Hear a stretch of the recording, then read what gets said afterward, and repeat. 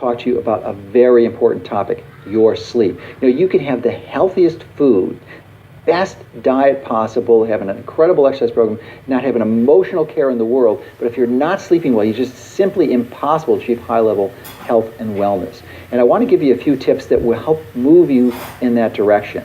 And this isn't commonly appreciated, but it's really crucial that you sleep in the dark. Now, if you've ever flown into a major urban area at night, and you can, like Chicago, New York, or LA, you can see the massive amounts of lights that there's just, the last 100 years we've had the ability to generate light at will. So as a result, we are just exposed to light that our ancestors never were. So that has some negative adverse effects on you. So I would strongly recommend that you attain some room darkening shades or blinds or drapes and install them in your bedroom. And then you also look at any type of internal light sources, typically from clock radios. So you can get to the point when you go to bed at night that you put your hand in front of your face and you can't see your fingers. So if you've got that, that's really going to be an important component. And why are we doing this? We're doing this because one of the important benefits of a good night's sleep is that your body's going to make melatonin. And melatonin is a hormone made in your body's pineal gland. It's in the brain, and it's made from tryptophan. And you need to make this regularly because it's really crucial to your body functions for a number of reasons. One, it's been clearly associated to cancer. So if you have low melatonin levels, you're going to have an increased risk of breast and prostate cancers and others. But you're also going to have just general accelerated aging and degeneration, because melatonin is one of the most potent antioxidants in your body. It's particularly effective at scavenging one of those dangerous free radicals called the hydroxyl free radical.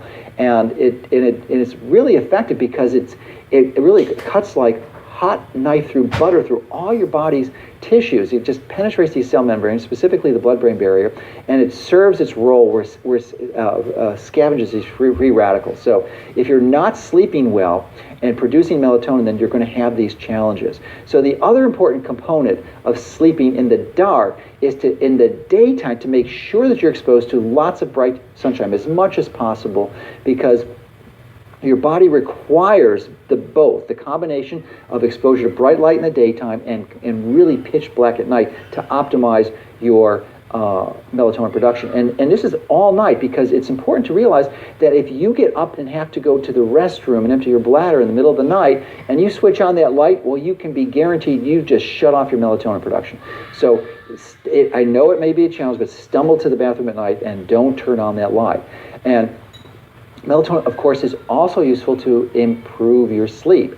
And many, many people struggle with sleep.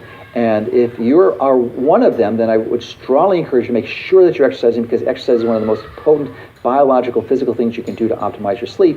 And there's about 33 other ones, and you can type in 33 secrets to a good night's sleep on my site, and you'll find an article that reviews those in great detail.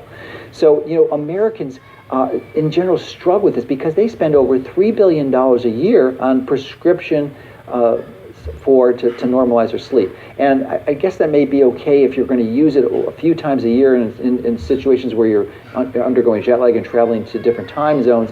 But certainly as a long-term solution, it is just fatally flawed. It's not going to in any way, shape, or form address the cause, just as over-the-counter ones are not going to address the cause. So, drugs are simply, they may be an effective short-term solution, but they're no way an effective long-term solution.